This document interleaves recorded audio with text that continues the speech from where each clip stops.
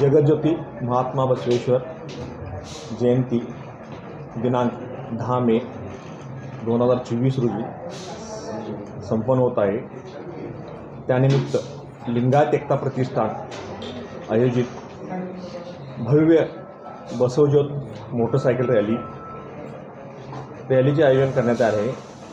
सदरची बसवज्योत motorcycle rally दिनांक 10 मे सकाळी 7:30 वाजता महादेव मंदिर निशांत कॉलनी येथून सुरुवात होईल।